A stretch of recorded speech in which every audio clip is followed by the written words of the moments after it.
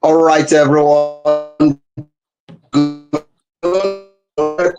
Ẹkú ìyálẹ̀ta gbogbo bí tẹ́ ti ń gbọ́ wa mo ti ń kí yín pé ẹkú dédé wòyí ẹkú fọmọ ní ọṣẹ. Ọjọ́ méjì ìjọ mẹ́ta the African portal yìí náà ni ẹlẹ́rọ àmì ètìtì lórókè waterclub wá ti ṣe bí Ọ̀yọ́ láàrí Ọ̀yọ́ ẹnìkọ̀ọ̀kan nípa bá porí akọni idà náà la fi lálẹ́ gàràgà.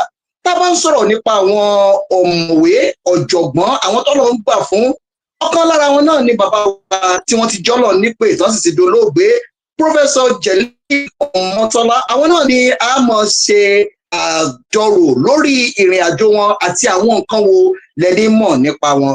Abala ètò yìí yóò jẹ́ èyí tí ó kún rẹ́gírẹ́gí tí mo ṣe ń gbé ọ̀kan lára àwọn ọmọ bàbá wọlé sójú òpó ètò yìí tí wọ́n sì jẹ́ ògbóǹtarìgì sọ̀rọ̀sọ̀rọ̀ tí wọ́n jẹ́ afínfín wọ́n sì jẹ́ ọ̀kan lára àwọn ajàfẹ́tọ̀ọ́ ọmọnìyàn lórílẹ̀-èdè South Africa.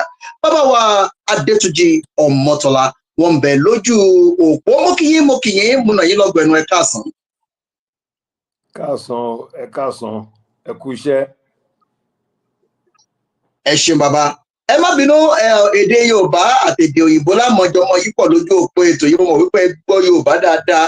Abala kan sì wà tí mo tún gbádùn nípa yín bàbá wa ọmọ Ìjẹ̀bú Òde ni wọ́n Ìjẹ̀bú tẹ̀yìn gan sọ lẹ́nu àwọn Ìjẹ̀bú tó nípọn ni tí wọ́n pé èèyàn ní ń gbé ní òkè òkun tí èdè Yorùbá tó ṣe báyìí dùn tédè Ìjẹ̀bú tó wá dùn lẹ́nu rẹ̀ báyìí bàbá wa bá ń kí àwọn èèyàn tó ń gbọ́ yín lé àti àwọn tí wọ́n gbọ́ yín káàkiri orígun mẹ́rin àgbáláyé. Ẹ̀wẹ̀ sọ dédé wọn ní Ìjẹ̀bú Òde ò dédé àwọn ará mi dédé àwọn èèyàn bá mi èèyàn ẹyẹ mi mo dúpẹ́ náwó wọn ẹ̀hàn fọ pẹ̀wá wò tẹlifíṣàn rà máa ṣe lẹ́nìí ibà mi rà máa sọ̀rọ̀ rẹ̀ Jelili Ajetumobi Adégòkè number 7 vice chancellor èwà ní number 7 ẹ̀méje ìgbákejì àbí ká máa fi sọ bọ́ anyway a máa sọ̀rọ̀ nípa bá mi lẹ́nìí ó pé 20 years almost 20 years láti ìgbà tó ti jáde náyé ṣùgbọ́n a fẹ́ sọ̀rọ̀ nípa wọn because I believe for ká máa rántí àwọn ènìyàn ẹbí wa ká máa gbé wọn sókè nra fẹ́ sọ lẹ́nìí rèé yẹn mo dúpẹ́. Ẹ ṣe bàbá wa mo dúpẹ́ pé òkun lọ́wọ́ yín inú mi dùn ayọ̀ mi kan mo bá yín níjà fún jẹ́ kẹ́ ẹ mọ̀ wípé ibi tí wọ́n gbà wọlé nù ṣùgbọ́n ẹ jẹ́ sáré ṣe báyìí torí pé Professor Jelili Omotola ọ̀mọ̀wé ni wọ́n sì jẹ́ ìlú mọ̀ọ́ká ẹ jẹ́ ká lo èdè òyìnbó díẹ̀ á padà sórí èdè Yorùbá àti èdè Ìjẹ̀bú. To everyone joining us, thank you for joining the African Portal Radio TV. This is your one-stop media house where everyone has a say. We are here to promote and to remember the great work of one of our great leaders, one of the great men of our time, and also one of the great grandpa. We are here to remember the life and the dynamic late Professor Jelili Adebisi Omotola son. And I have with me in the studio, one of the son is here with me in the studio, Honorable Adetunji Omotola. Good afternoon to you, and how are you today? Yeah, thank you very much, Joshua, for having me, and good afternoon to your listeners. I'm doing great. It's, South Africa. We're in South Africa, Johannesburg. The weather is not too bad. It's been quite sunny in the past few days after a torrent of rain that we have witnessed in the past few weeks. So everybody's fine, and we thank God we're alive. All right, so let's quickly go to the business of what can you tell us about it? Well, look, obviously from my vantage point, I saw my father not as just a professor or lecturer or dean or vice chancellor. I saw him as a human being. I knew him close quarters. I see him every day. Well, I used to see him every day before he goes to work, or at least we will go to school before he leaves for work. And he will come back to the house every day. So we see him when he's hungry. We see him when he's angry. I'll see him when he's happy. I'll see him when he's generous and kind. I'll see him also when he's vulnerable, because he used to have asthma. So, and that asthma was quite chronic. And the treatment of the asthma, especially the traditional treatment, was not for the faint-hearted, because, you know, as we are Ijebu people, so we also, my grandmother, she was quite traditional. So I think when modern medicine fails, they will introduce the local variant. And the local variant was always fascinating to watch. But over and above that, I think that I remember him as a very kind father, because I remember when we were much younger, he would take us to Leventis to go and buy clothes and buy us this and that, or bring suya. When we're going to Jebu, we always stop at Shagamu to buy suya. And this is this is a delicacy which you don't generally eat on a regular basis when you are, you know, Monday to Sunday as you grow up. So he was a great guy. But I think what fascinates me about my late father, outside of his prowess as an administrator of the university, of which University of Lagos, I think he had about 15 years combined, 6 years as HOD, 4 years as Dean of Faculty of Law, and 5 years as Vice Chancellor. So that's 15 years in a leadership position out of his 29 years in the university, where he joined as a junior lecturer, I think in the early 70s, 1971. I think what made me excited more about him is his passion for not just education, but for developing human beings, for giving people a lift up. So I remember very well many of our aunties and cousins came to stay with us for some time. They would stay with us. So even if they came back from the US to try and get back into the system, they would stay with us.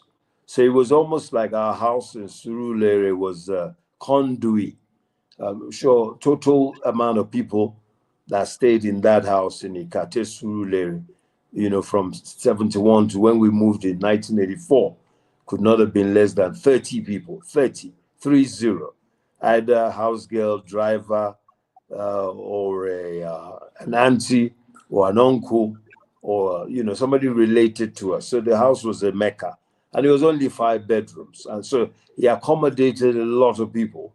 Even my grandmother lived with us, and sometimes my grand uncle will come and visit uh, his sister, who is my grandmother, his elder sister, and he will stay, and somebody will be displaced from that second bed that used to be in Alaja's room. And you could have a vantage point from Alaja's room when people will return from work, because they have to drive through the driveway, past the kitchen, and past, I think, yeah, the kitchen, Alaja's room, which is at the end of the house. And then they'll park the car where cars were parked, and then they'll come in through what we call Eyinkule, which is the backyard. So people always come back. They leave for work from the main door, but when they're coming back, sometimes they go through Enkule, and the reason for that was because they wanted to avoid the madness in the sitting room, where we will be camped and doing all sorts of gymnastics. And you know, children, if you've got almost a dozen kids, the sitting room will be full. Sometimes the corridor, there are kids there, in the kitchen, in the enkule, iwajuita, everywhere. So it was quite a dramatic upbringing that my late father was able to help us to achieve. It was almost like living in a community, a large community, and everybody had their own influence, from the driver to the great man himself. Everybody had their own sphere of influence. Thank you. And I really appreciate the opportunity to also share memory and radio, TV, international. And let's look at his dynamic, look at his achievement, especially in academic space in Nigeria. What can you tell us about his journey? Yeah, academically? Look, this was a very powerful story.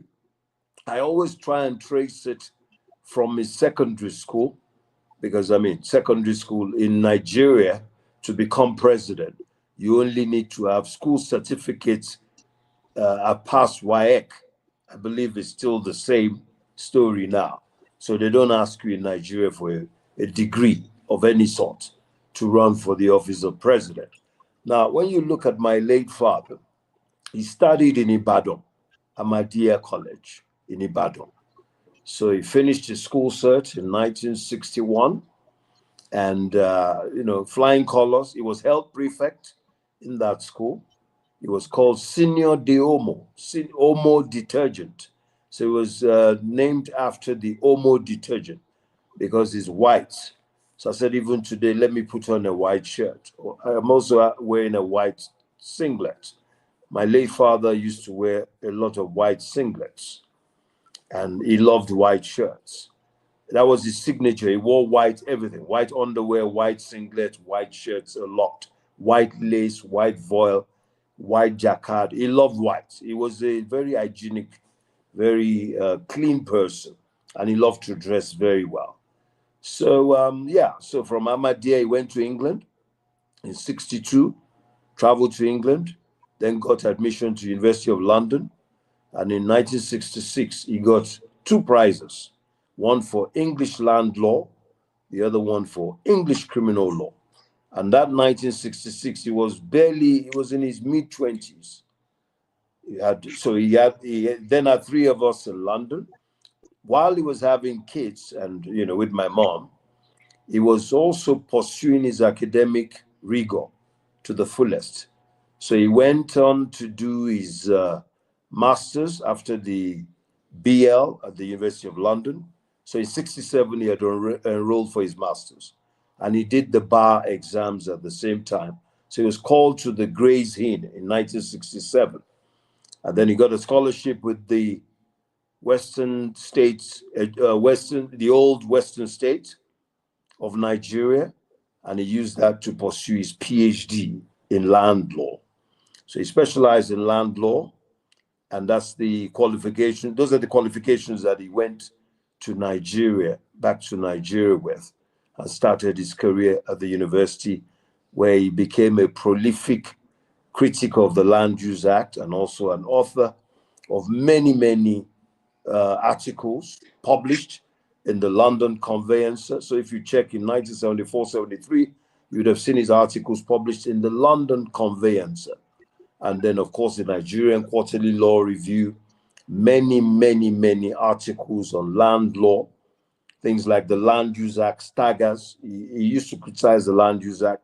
The Land Use Act, he even talked about the Land Use Act having not been reviewed for 20 years. I don't know if you're aware, there's an interview he gave to Cyril Stubber on NTA in 1998 as Vice Chancellor, where he complained that despite having been brought by the government to advise and put together a review of the Land Use Act, that was in 1991 under President Babangida, that they had not reviewed the act. Nothing had changed. And he was frustrated in the complaint while complaining, because he said that other countries, Britain, and many other countries, I also can recall Gambia, he helped with the reform of the laws of Gambia in 1992.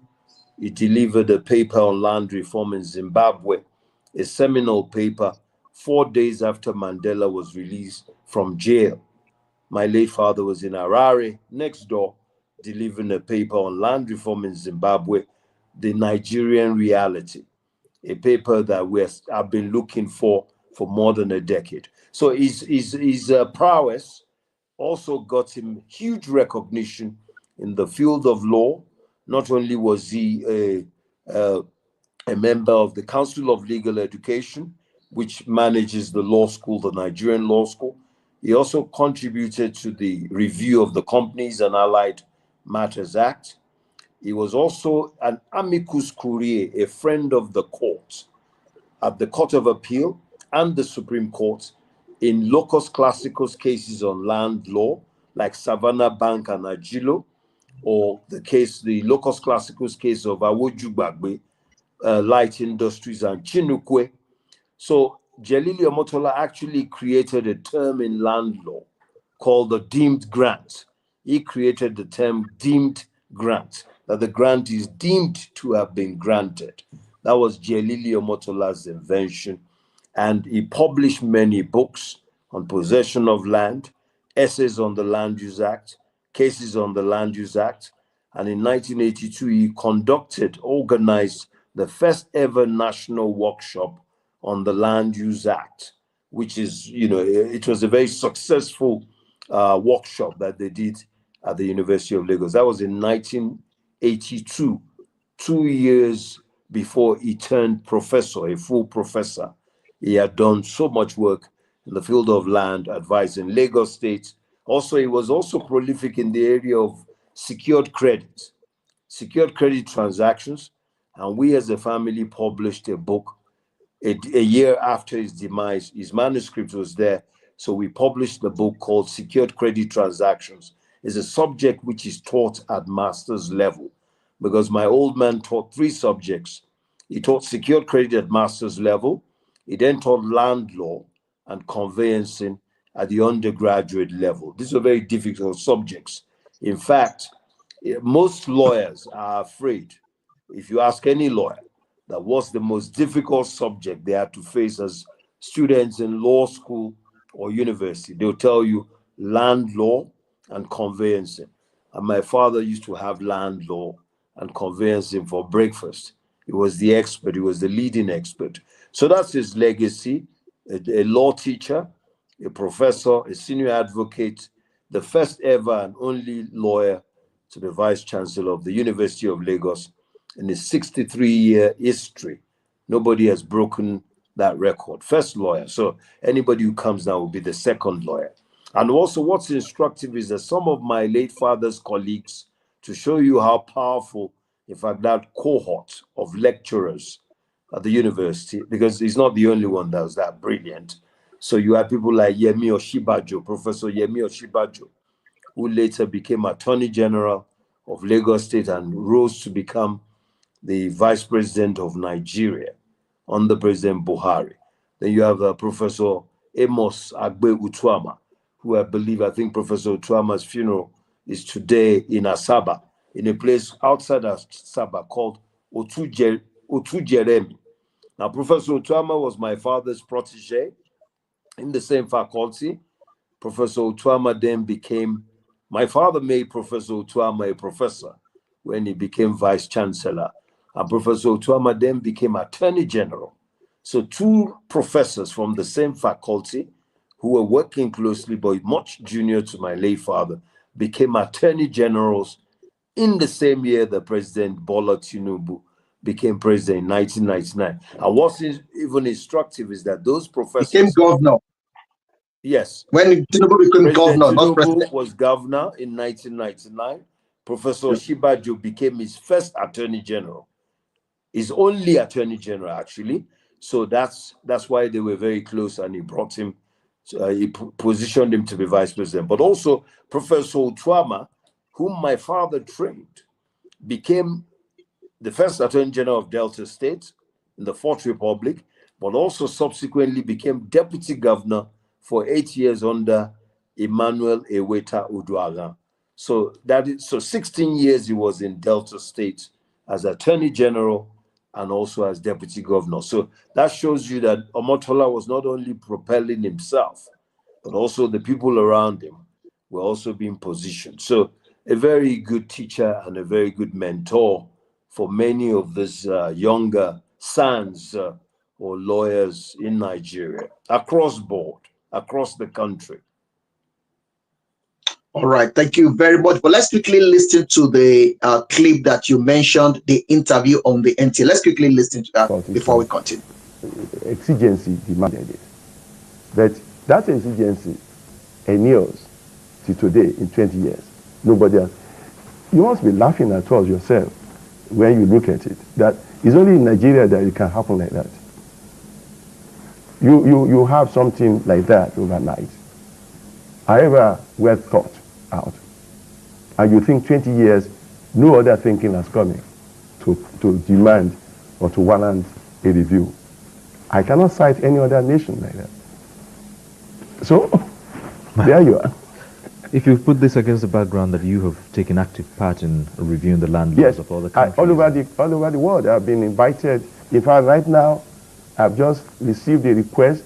Somebody has been sent to me from Britain, okay, because they want to do some research. Because you see, when you do publications, when you publish, you're a wonderful man.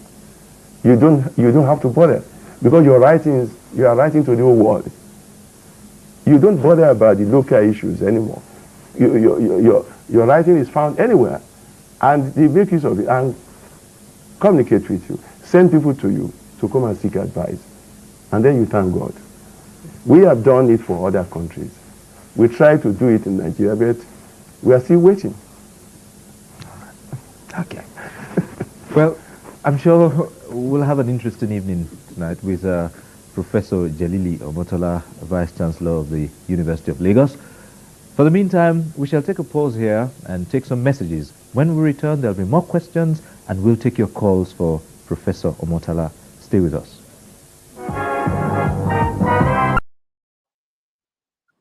All right, thank you very much, everyone joining us. We are still here. This is African Portal Radio TV International, coming to you live on direct from our studio here in Pretoria, South Africa. And I want to sincerely thank Honorable Adebisi Omotola for giving us his time to also be part of this conversation. We have just 7 minutes to round up. This is a 30 minutes program. Let's quickly look at the family. Let's look at the life after Professor Jelili Omotola. What is life like? Look, first of all, my father laid some strong foundations for our family. So I think when I have 11 siblings, and I can tell you that in my family, if you don't have a master's, then it would be surprising. I don't think there are too many siblings that I have that don't have a master's degree. Some have more. I've got a master's and I've got a law degree. So from that angle, I think the family is okay. I think also my father, being a land lawyer and a land guru, when he passed on, there were quite a sizable number of properties that fell into the estate. So some of us, well, not just some of us, but many of us have been able to get support in one way or the other from those assets. Now, in terms of the legacy, because I think the legacy is the most important thing, a man who achieved so much at such a young age. By the time he was 50, he was already a professor and all of that. Vice Chancellor at 57. He became a professor at 46. Vice Chancellor, Dean at 1986. Dean at 48. Professor 46. Vice Chancellor 57. SAN 61. And so on and so on. You know, Life Venture, British Council Fellow. The man is a global star. But you know, black people, we don't know how to tell our own stories. We're waiting for white folks to come and help us tell our own story. We don't believe in telling anything, but we believe in other things which are not as important. But we like to watch other people and learn from their own story, but not to articulate our own stories. I don't know why we're like that. But in terms of the legacy, what we have achieved, which is significant to date, to keep my father's memory, is on this level. So the first was the posthumous publication of the book that I told you about, or my dad wrote on secured credit. That book was a success. The launch was a success. And so that book is available, but it's for master's students level. So that's one legacy project that we're proud of. The second one, I was the one who did that one. It was a compendium of my late father's scholarly articles that he had written on many aspects of law, whether on the doctrine of frustration or landlord and tenant, all sorts of things that govern property and property law and rights. I published that in 2011, and I launched it at the University of Lagos Multi-Purpose Hall, which was later named, 6 years later, Jelili Adebisi Omotola Hall, or Adebisi Omotola Hall. So we did that. So that's the compendium. Then in 2023, another major milestone, we were able as a family to donate 5 million naira towards prizes for the best student in land law, and also the best student in conveyancing, and also the best student in secured credit. So 200,000, 200,000, 100,000, so 500,000 every year for 10 years. So the family was able to contribute that because the estate is also largely promoting my late father's work, especially, the good works that he's done. So the estate has taken a keen interest in that, but some of us are also doing that. But also on my own part, again, after a few years, I decided to write about my late father. So I published a book, Jelili Omotola, Memories of My Father. I printed many, many copies in Nigeria. I didn't print anywhere but Nigeria, but it's on Amazon. So if you go to Amazon.com and type in Jelili Omotola, the book will jump up on Amazon. So those are some of the legacies that we have been able to do, but I don't think we've done enough. I think we can do a lot more. And so that's basically what we have been able to do. That's what when they say Bada, and fortunately also, we haven't lost too many members of our family. Although I lost my stepmother last year, January, and my brother Nee passed on, so, but we haven't really lost too many people. So we've been blessed 19 years after. All of us are aging nicely like a good red wine, but we haven't lost. My mother is still alive. My stepmother's alive, but we've lost one. I've lost one stepmom, which is quite painful. But at least she lived up to 84, 85. So when somebody has lived up to 84, 85, there's no need to cry, right? When you lose them, you feel sad, but no need to cry because they've lived well, 84, 85. In a country, especially in a country where they say life expectancy is under 50, if you're able to get to 70, 80, you should throw a great party. So yeah, so that's what we have done, but we're going to do more because next year is 20 years. So we're going to publish. And my father used to say, you publish or you perish. So I want to publish rather than perish. All right, thank you very much, Honorable Adebisi Omotola. Before I conclude this conversation, before we call it a day, I'm bringing you back. Let's talk about the lesson, the personal lesson that you live with every day of your life. That is a guiding principle that you are using on a daily basis. Look, I'm a very simple person, right? I use doctrines, I use slogans.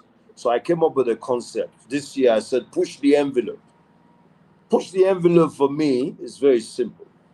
So I've decided as a consumer of many products that I must at some point go into manufacturing. I don't believe that I should be a consumer for my whole life, just eating and drinking and driving and changing clothes and using toothpaste and soap and eating bread and eggs and milk and fish and producing nothing. So I want to move away from being a consumer, which most Black people tend to be. We don't produce much. I want to be a producer. Secondly, I want to push the envelope. So, for example, I'm a member of the Nigerian community in South Africa.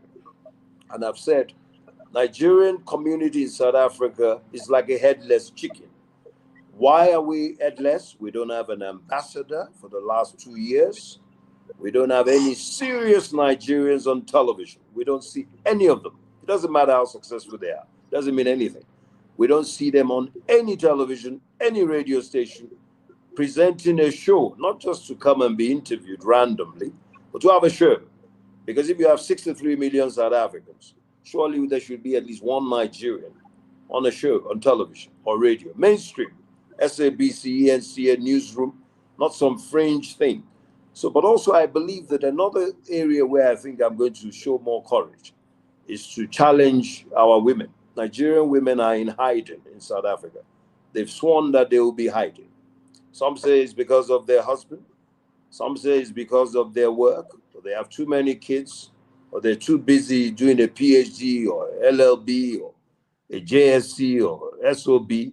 The reality is that if our women are not visible, then we are not going to make progress. This is the 21st century. This is a country that has 50-50 policy. If you go to the African National Congress, the cabinet, the President Ramaphosa's cabinet is 50-50. 50 women, 50 men. In parliament, it's the same thing. 50 women, 50 men. So if ANC has 162 MPs, I can tell you that 80 of them are women. Nigerian community in South Africa is one of the most, I don't want to use a negative word, but it's a man, I call it a man binner, like a webinar. I call it a man binner. So if there's an event now, Nigerian event, 60 people, 95% of them, if not 100, will be men. I think they have declared a war. Nigerian men in South Africa have declared a war on Nigerian women. They don't want them to be seen anywhere.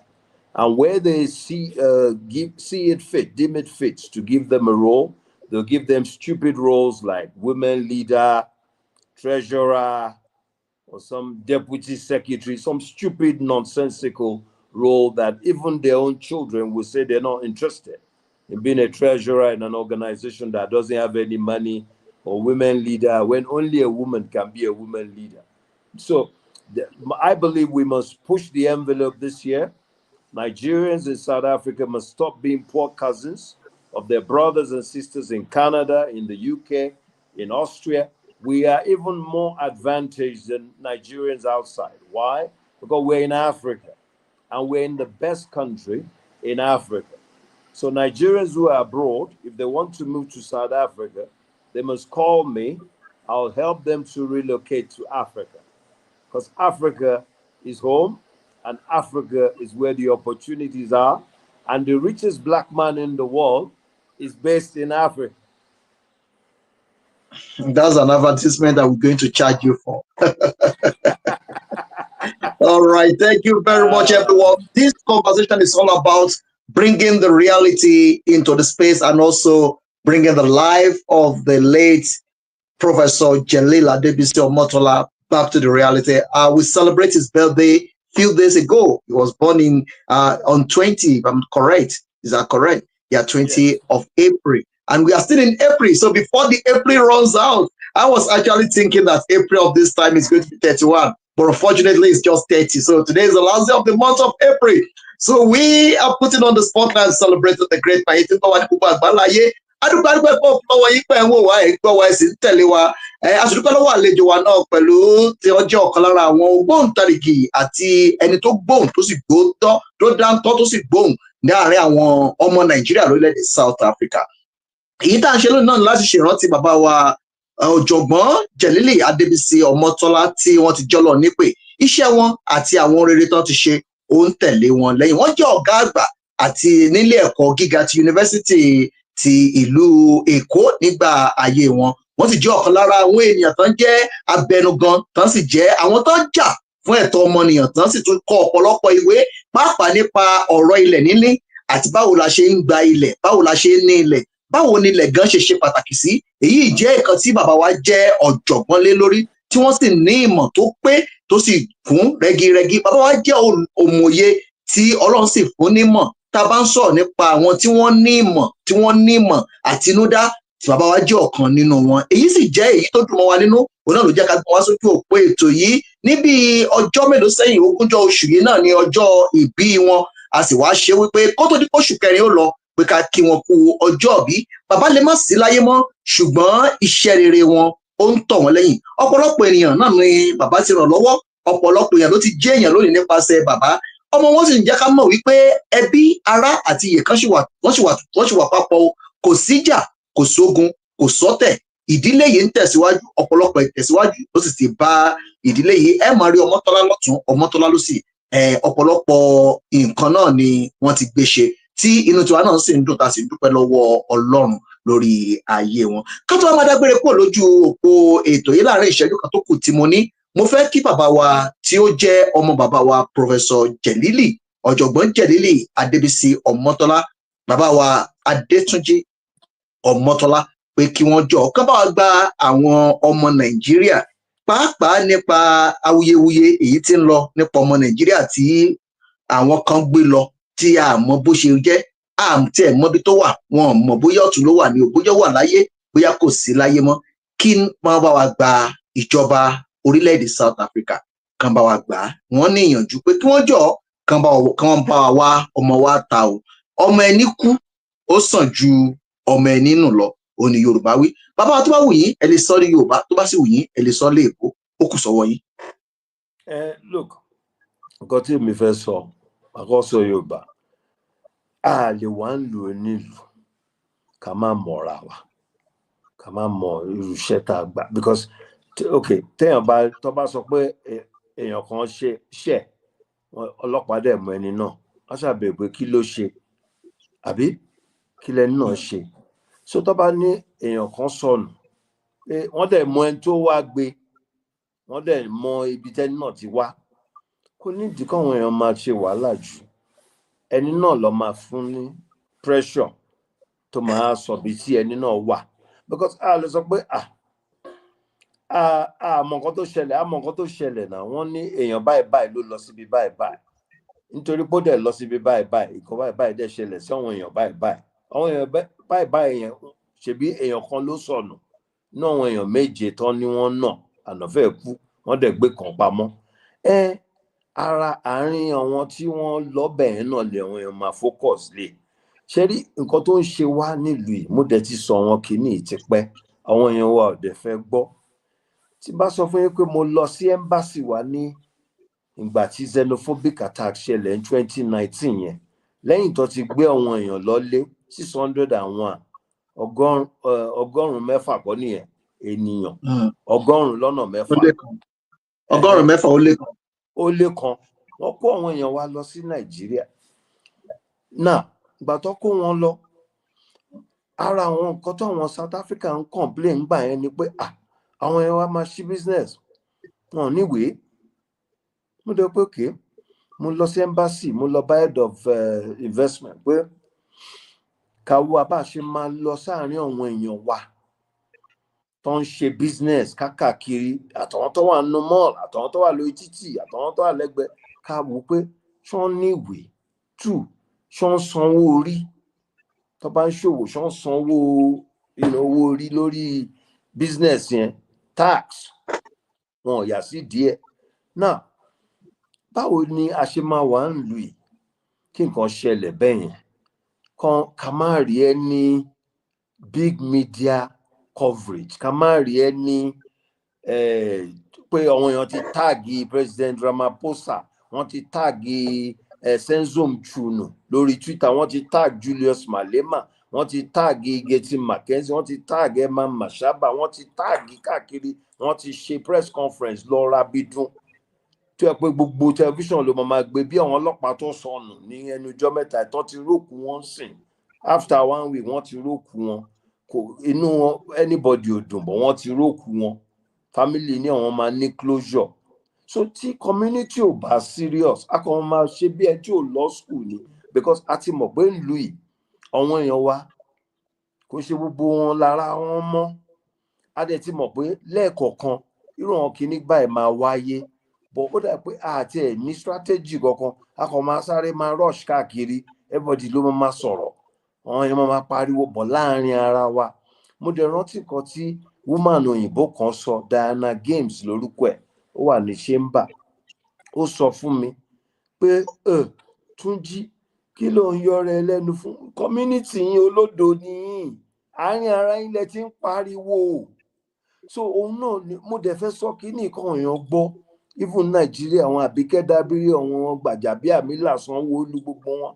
àti àwọn tó wà ní Central Bank àwọn Kàdóso tó bá invest pé kó wọn Nàìjíríà tó wà lè kàn níwèé gbàgbé iṣẹ́ ọ̀tọ̀ because àwọn aráàlú gan wọn níṣẹ́ púpọ̀ nù wọn ò ríṣẹ́ kò síṣẹ́ bí òṣèlú òyìnbó ibi kò síṣẹ́ fún dúdú àwọn èèyàn kàn pọ̀ lójoojúmọ́ ni wọ́n bímọ lémọ bọ̀ kò síṣẹ́ kò síwèé kò síṣẹ́ so tó bá focus pé wọ́n máa wá lọ́nà kanà iye tó bá máa cost kọ́wọn aráàlú ìtọ́wà àwọn èèyàn wa tọ́wà ń lè àwọn tó bá níwèé kan bá wọn force pé bójá wọn máa sokùn mọ́ South Africa lẹ́sẹ̀ ni pé láti fún àwọn èèyàn wa yìí ń wè ìyẹn jẹ́ ení ìkejì ni pé àwọn tó yẹ pé wọ́n bá ti condemn tó ti jẹ́ undesirable tó yẹ pé kò make sense pé kán lọ máa ṣèwé mọ́ kọ́ wọ́n ti wà ń lò nílùú wọ́n ti ṣọdún mẹ́wàá wọn ò níwèé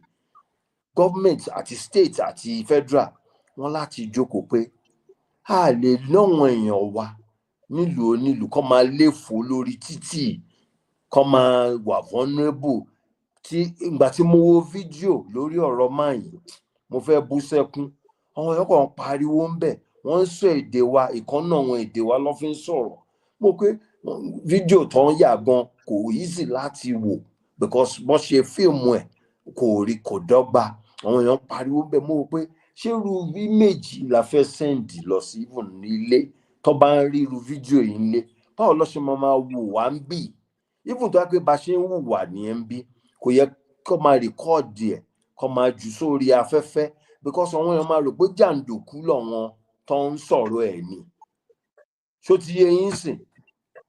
So charity begins from home. Nigerians in South Africa are not well mannered. Many of our people, especially the younger ones, they're not doing things according to the law. And our larger community, we have no plan. So when you don't have any plan, look, let me give you a clear example. 65 years of Nigeria, October 1st. What are we going to do? Jollof rice, again, at the embassy. 30 years of Ken Saro-Wiwa, November 10. They killed him 30 years ago. Abacha killed him. Sentenced to death with Yogoni. That's on November 10.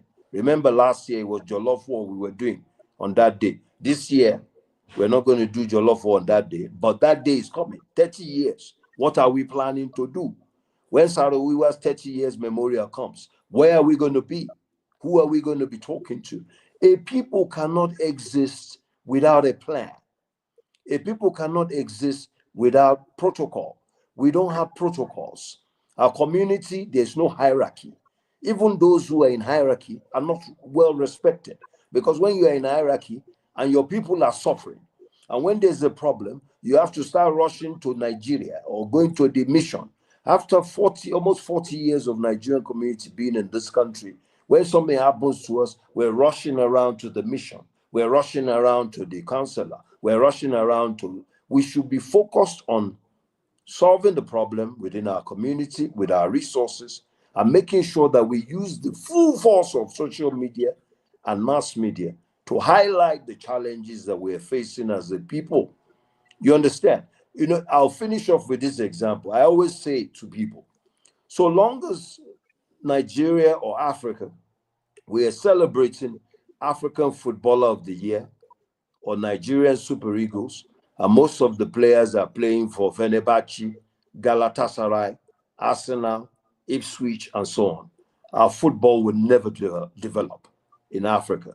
If so long as Lukman and Osimhen are the ones who are collecting the African Footballer of the Year, but they are working in Europe, but they come and collect African Footballer of the Year in Africa, we're not going anywhere. So the way I look at the Nigerian community, we do things in an African way. We're not serious. People want to show off they're this and that. I'm a professor, I'm a doctor. At the end of the day, the base is hurting. The base is the people at the bottom, right? Those people have no papers. A lot of them have no papers. Well, let's be honest now. There's no need to be deceiving ourselves. It's better when you have a problem to say you have a problem so people can help you. Most of our people, and I'm not saying all, I said most, have a challenge.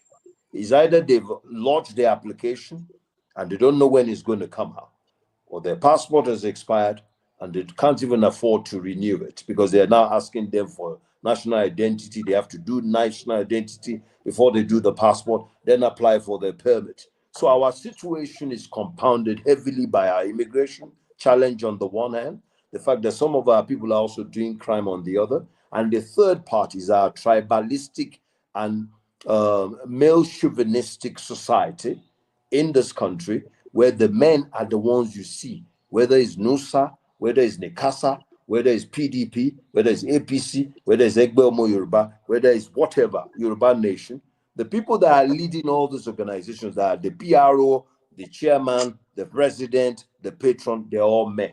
It's a failure on arrival. We will never achieve it. Look, society, how can you have a society that has mostly women and mostly young people? Listen carefully. 70% of Nigerian population is young people, and more than 50% is women, maybe 52%. But when you look at the power structures, whether it's the National Assembly in Nigeria, all the governors in Nigeria, most of the ministers, most of the ambassadors, the police, the army, everything is men. That's why there's a high level of conflict in Nigeria. And that's why even in South Africa, there's a high level of conflict in our community, because there is no sense of compact, that we must do things together as a people. I'm better than you, you're better than him. Oh, if I have a title, some people now, the latest now is people are collecting chieftaincy title here in South Africa. It's meaningless. It doesn't matter what chieftaincy. Any Oba that flies out of his kingdom to come and confer title here, for me personally, I'm not going to take the title and that Oba serious. And the second challenge we have, apart from title, is people being under pressure that they must get titles like PhD, doctor, and all this thing. Me, as I'm sitting here, when I pass away, on my tombstone, I want them to write, "Here lies the humanist." Even if they don't put my name there, I won't fight anybody. Because if I live for 60, 70 years and people don't want to know about me when I'm gone, that means I'm a failure. So if let's say they even bury me somewhere and they just put the humanist and they don't put my name or anything, people should be able to find my grave and know that it's me that is there. So what is the legacy we're going to leave for our children? Is it millions of dollars in the bank? Or is it a good name with opportunity that when they mention their name, if you say your name is Barack Hussein Obama, you are the son of Barack or daughter of Barack or the daughter of Nelson Mandela, the doors that open for you be more than the ones when you say you are Aliko Dangote's son. Am I right or wrong? Very correct. Am I right or wrong? Very correct. Aliko Dangote, he has limited influence with all the money he's got. But people like Madiba, when people look at Madiba, they want to be like Madiba, at least in terms of character. Even great men want to be like Madiba, popes, kings and queens. So my final advice to the Nigerian community, because we had a critical phase in our history, 65 years post-independence, 30 years of Ken Saro-Wiwa's murder, and many, many decades now of our relationship with South Africa that began in 1994. So that's already many decades, at least 3 decades. What I want to say to Nigerians, clearly, if you're a Nigerian woman in South Africa, please come outside. You know, come outside doesn't mean you have to be everywhere, but let us see you. Let us know what you do. We'll support you. If you're a Nigerian young person, come outside. Don't allow Nigerian men over 60 to determine your future. They have nothing to offer you. So if you're a young Nigerian or a female, come outside. Don't let any man tell you that you're not worth it. Be visible. And then finally, the community as a whole. I say this, it's a powerful story I want to share with you. I'll finish there. If you have a work permit, go for permanent residency. If you're a permanent residency, go for citizenship. Of course, if you qualify, the criteria. If you have a student permit, go for work permit. If you have a Aduro, which is refugee, go for work permit. Nigerians deserve better. We have helped to liberate not only South Africa, but Namibia, Angola, Mozambique, Zimbabwe, even Sierra Leone, just recently with our military ECOMOG. I'm sure you heard of ECOMOG. We spent $8 billion liberating Sierra Leone. So Nigerians mustn't be hiding. Unless you are committing crime, then of course you want to hide. But if you're law-abiding and you want to be able to contribute to the development of South Africa and by extension Southern Africa, which we're already doing, with some of the initiatives that we're doing, like Jollof Wars, that we want to take to Botswana and all that. And we want to even take it to other parts of Southern Africa. And the focus for us is Southern Africa, not West Africa, because you can't take coal to Newcastle and you can't take sand to the desert. So we want to take our food into Southern Africa. We want to build bonds of friendship where Yorubas and Sutus and the Hereros and the Namas, we're all learning from each other's culture and we progress as Africans. The reason why Africa is not doing great today is because Nigeria is on a downward slope and even South Africa is also declining. So when South Africa and Nigeria are declining, and these are the two biggest economies when you talk about in real terms, South Africa and Nigeria are the two biggest economies in Africa. Of course, you get Egypt and Algeria, they'll come on a GDP basis. But in terms of resources, South Africa and Nigeria have more resources. But once South Africa is declining and Nigeria is declining, when your two biggest guys are declining, it means the entire Africa is on the ropes, right? So if the Nigerians who are a key part of Africa and those who are here don't see themselves as part of Africa's development, then they need to read my article where I said that how Nigerians will lead the trajectory for the development of Africa. I didn't say Africans. I said Nigerians in diaspora will lead the trajectory for the development of Africa. I mean, I'll give you a practical example. In the latest Forbes publication about the richest blacks in the world, Aliko Dangote is the richest. Then you have people like Bayo Ogunlesi and Tokpe Awotono. Those two are billionaires in USD. And my dear brother Joshua, I never believed that a day will come when I will see Nigerian billionaires outside Nigeria in USD. That day has come. So for every Nigerian in South Africa, Tokpe Awotono is us, and we are Tokpe Awotono. For every Nigerian in diaspora, Bayo Ogunlesi is us, and we are Bayo Ogunlesi. And these companies have a name. Tokpe's company is Calendly, and Bayo Ogunlesi is Global Infrastructure Partners.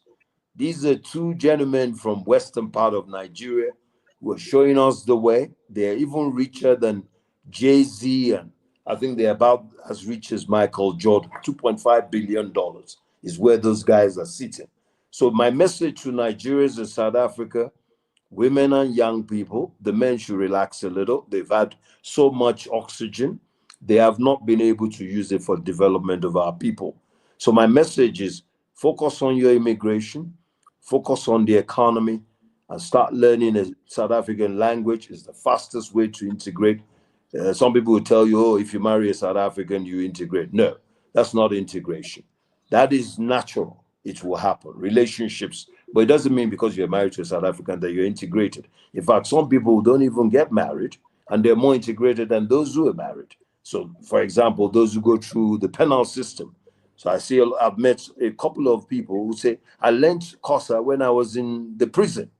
That's a positive development, isn't it? So it's not all bad. So when they send somebody to prison, sometimes people think that's the end of their lives. Look at Gaten McKenzie. He's the minister for sports. So even Nigerians who are involved in crime, we have to sympathize with them. And if we meet any, we must guide them and say, listen, while you're committing these crimes, and you say you can't do without committing crime, two things I advise: reduce the volume of the crime, and then start learning another thing on the side. Maybe you can learn how to use computers or learn, but learn a skill. So when you learn a skill, even on the day that they arrest you, if they were to take you to court, the judges or they will ask, what do you do? What do you do for a living? If they find out that you don't do anything apart from the crime, trust me, you're going inside. You're going to be put under custody because you're a menace. But if you can show that you're a mechanic, you're a tailor, you're a barber, a plumber, that you have that skill and you're happy to rehabilitate yourself. So I don't think a lot of our young boys who tend to find themselves in this fast lane, I don't think they get any counseling. And they don't have to change. based on the advice, but the advice must be given. So I'll leave it there. Viva Nigeria. All right, thank you. Viva. Thank you very much. I actually see that we already divert this program to be something else, but in times to come, I'm going to engage you more. I think it's the right thing to talk about. Joshua, I said to you that we cannot talk about my late father without talking about the issues that affect our people. What my father stood for was welfare of students, welfare of his family, and also he was an intellectual that wanted to see things like the Land Use Act, which was a very bad piece of legislation, very draconian. He wanted to see that change. I remember in that interview, he said after 20 years, and that was in 1998, the review that he thought would have happened, that the people are calling him all around the world for, did not happen. And that was more than 20 years ago that my father said that. That was 27 years ago that he showed his frustration with the Land Use Act. So we cannot talk about a great man without talking about his people.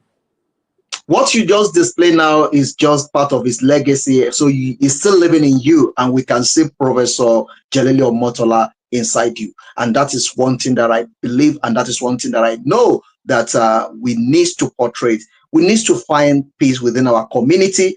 It's right time for Nigeria to rise and to fight for their rights. Nobody else will do it. Only you can do it for yourself. All right, before we say goodbye of this program, let's hear again from late Professor Jelili Omotola. Let's hear this before we say goodbye. Thank you. I'd like to congratulate the winner, and also to note, in particular, the unique approach, the attitude of the other two party representatives. I'm very impressed because they never complicated anything throughout. Even when we had to look at matters, the matured way in which they have taken the issue, I've been noting it. It's very unusual. I'd like to congratulate and members of the press who have been around, and those who have been feeding us since we have been here. I'd like to thank them on behalf of all of us. Thank you very much. All right, thank you very much, everyone, and thank you very much, Honorable Tunji Omotola. Thank you for your time. Gbogbo ẹ̀yin tó ń gbọ́ wa tó ń wò wá dúpẹ́ adúpẹ́pẹ́ ọ̀pọ̀lọpọ̀ yín ní ńlá máa fi àdágbà ètò ìrọ̀sí. Ó ní ṣe ọlọ́bẹ̀ ṣe ẹ̀yin tẹ́ bá fẹ́ jẹ́ ẹkú àìbínú. Àwọn kan sọ pé African porter ẹ má máa sọ òyìnbó, ẹ máa sọ Yorùbá pé Yorùbá ló dùn jù, á máa mú sínú ara wọn títí tí yóò fi jọra wọn náà ní. Ibi ò ní bẹ́ẹ̀ ní kankan wa o, a sì ní rí gbé sọnù bí ó ṣe bí ọmọ. A ti padà dé láti orílẹ̀-èdè Nàìjíríà, àti dé sí yín lọ́rùn. Àwọn kan fẹ́ máa ranjú mọ́ wa. Wọ́n ní tá à ń ṣe ibi kò jẹ́ nǹkan kan. Ìwọ náà lọ bẹ̀rẹ̀ tiẹ̀ o, tó bá bẹ̀rẹ̀ tiẹ̀ á wò bí o bá bá dé. Ibi àwọn bá dé yìí náà ló ń jó wọn. A dúpẹ́ lọ́wọ́ Ọlọ́run ọba. Ní kú ẹ̀yin ò ní kú. A máa fi ọ̀bẹ nú bẹṣu ní àtẹ́lẹsẹ̀ a sì bẹ́ẹ̀ wò. Ń bá ní amọ́bọ̀ nìkan náà là ní bá ń lé o lágbára Èdùmàrè. Àwọn ọmọ ọ̀bẹ ní bẹṣu àtẹ́lẹsẹ̀ báyìí náà ní bẹ ọ̀nà wò. Ń bá ti ní amọ́bọ̀ òun náà là ní bá ń lé. Á lọ á padà dé. A tún gbé bàbá yìí wá láìpẹ́ láì jìnnà. Wọn ò jẹ́ kẹ́ mọ̀ láìpẹ́ láì jìnnà. Ire lójú owó rí, ire lẹ́màá rí o. Mo dúpẹ́ pẹ́ òkun. Ó dọjọ́ mi, ó dọjọ́ rí. Ó dàbọ̀. Kásùre, ó dàbọ̀. Ó dàbọ̀. Ó dàbọ̀.